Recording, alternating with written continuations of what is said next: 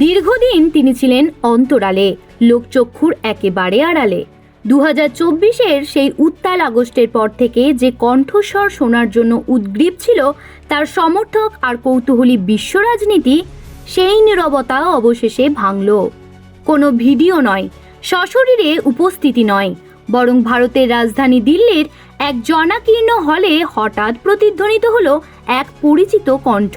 1 ঘন্টার এক দীর্ঘ অডিও বার্তা, যা মুহূর্তেই বদলে দিল সীমান্ত পারের রাজনৈতিক সমীকরণ।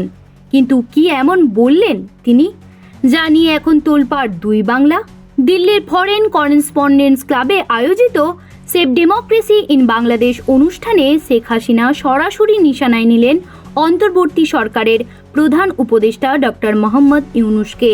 তাকে খুনি ফ্যাসিস্ট, সুদখোর এবং ক্ষমতালোভী বিশ্বাসঘাতক হিসেবে অভিহিত করে হাসিনা দাবি করেন যে ইউনূস সরকার বাংলাদেশকে এক ভয়াবহ অন্ধকারের দিকে ঠেলে দিচ্ছে।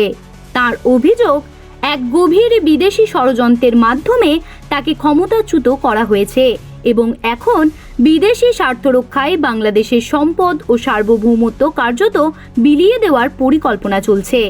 শেখ হাসিনা তার বক্তব্যে বাংলাদেশের বর্তমান অবস্থাকে সন্ত্রাসের যুগ হিসেবে বর্ণনা করেছেন। তিনি অভিযোগ করেন যে বর্তমানে বাংলাদেশ গণতন্ত্র নির্বাসনে রয়েছে এবং সাধারণ মানুষের জীবন ও সম্পত্তির কোনো নিরাপত্তা নেই।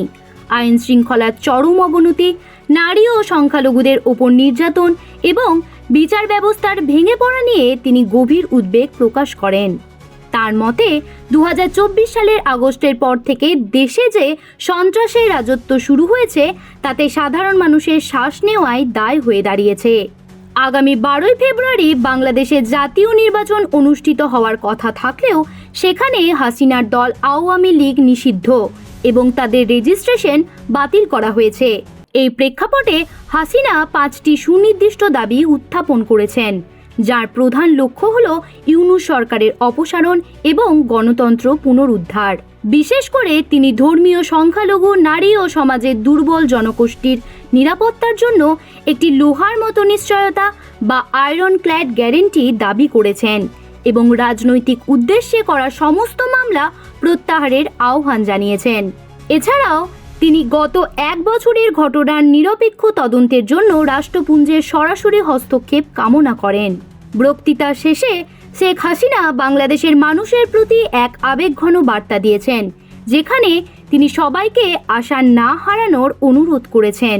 তিনি দেশবাসীকে আহ্বান জানিয়েছেন, যারা দেশ ধ্বংস করতে চায় তাদের বিরুদ্ধে ঐক্যবদ্ধ হয়ে লড়াই করতে এবং মুক্তিযুদ্ধের চেতনায় গণতন্ত্র পুনর্গঠনে এগিয়ে আসতে।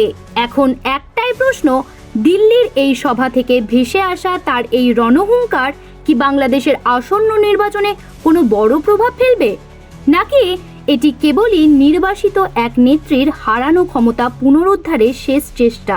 এই সব প্রশ্নের সময় এবং 12 ফেব্রুয়ারি নির্বাচনই উত্তর দেবে। জ্যোতি সরকারের report, headlines Kolkata. Ma, there's this new Bengali matrimonial website, BABandhan.in. It's safe, verified, and just for us. Really? देर न करें, आज ही रजिस्टर करें।